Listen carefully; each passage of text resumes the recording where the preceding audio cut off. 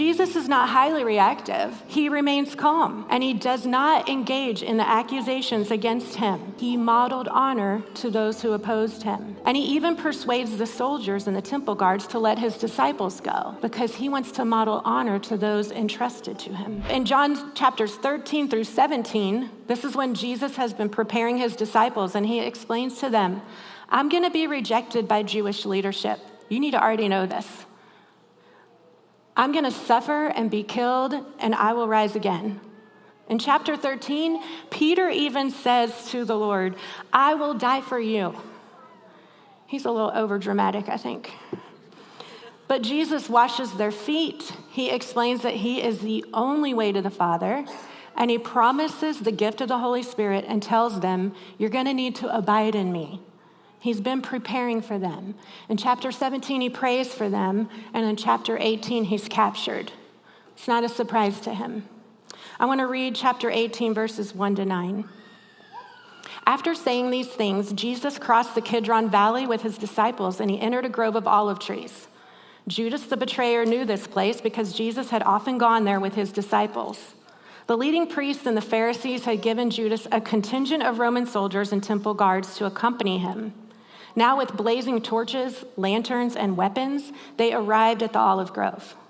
Jesus fully realized what was going to happen to him, so he stepped forward to meet them and said, who are you looking for? Jesus the Nazarene, they replied. I am he, Jesus said. As Jesus said, I am he, they all drew back and fell to the ground.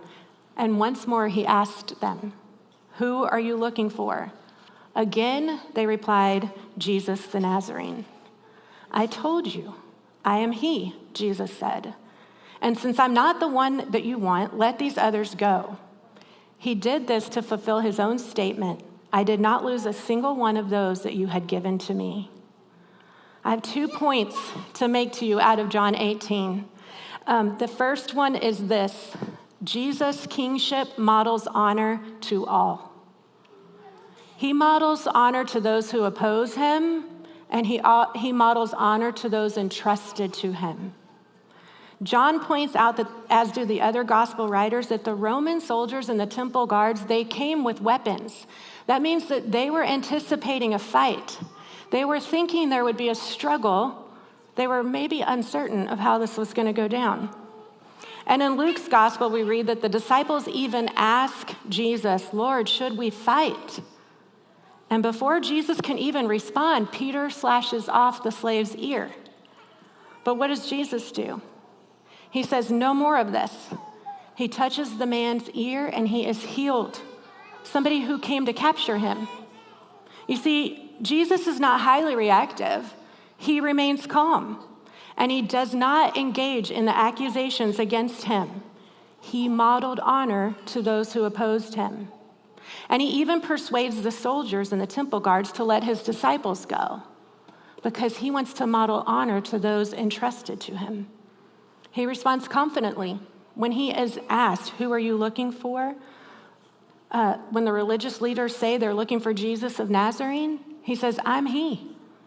Jesus' mission was not to fight for his own life. His mission was to fight for ours, which would take him all the way to the cross. We're going to fast forward to the end of John chapter 18 and verses 33 through 37 for the second point. Then Pilate went back into his headquarters and called for Jesus to be brought to him. Are you the king of the Jews? He asked him. Jesus replied, is this your own question, or did others tell you about me? Am I a Jew? Pilate retorted. Your own people and their leading priests brought you to me for trial. Why? What have you done? Jesus answered, my kingdom is not an earthly kingdom. If it were, my followers would keep me from being handed over to the Jewish leaders. But my kingdom is not of this world. Pilate said, so you are a king? And Jesus responded, you say I am a king. Actually, I was born and came into the world to testify to the truth, that all who love the truth recognize what I say is true. You are called to participate in this with Jesus, and that is point 2. Jesus' kingdom reigns through the devotion and the obedience of his followers. God decided in advance to give us a choice to partner with Jesus. He gave us a choice in advance to promote honor. Jesus was willing to accept the title of king, but he made it clear it's not an earthly kingdom, it's a supernatural one. And as Christ's ambassadors, it is our calling to promote honor. There will always be that tension between promoting God's kingdom and promoting our own. This is not a new challenge. Think back to Moses in his day, Joshua in his day, Esther in her day, Paul in his day. This is nothing new.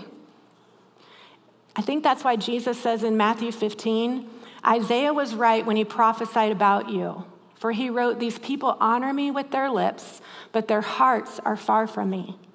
We cannot simply check our honor at the door each Sunday when we leave this place. We can't come to church 1 hour a week and think that all the other hours will honor God. Practicing honor must infiltrate our minds, our bodies, our souls to seek out the opportunities to love God and to love others. And when we do, we actively choose to honor God. We choose to partner with him, and we choose to promote honor, kindness, and goodness to those around us that need it. So I'm not going to ask you to do something that I wasn't willing to do myself. We're going to make it a little bit personal. I want you to ask God right now, where do I need to lay down my own kingdom for your kingdom? And if we're willing to lay down our own kingdom, we have 2 questions that we need to answer. And here's the thing. I know that God still speaks to us today. And so if we will ask these questions, he will answer. The first question is, who is God calling you to honor? Is it your parents? Is it somebody in your workplace? Your neighbor? Maybe it's an enemy or somebody you disagreed with this week.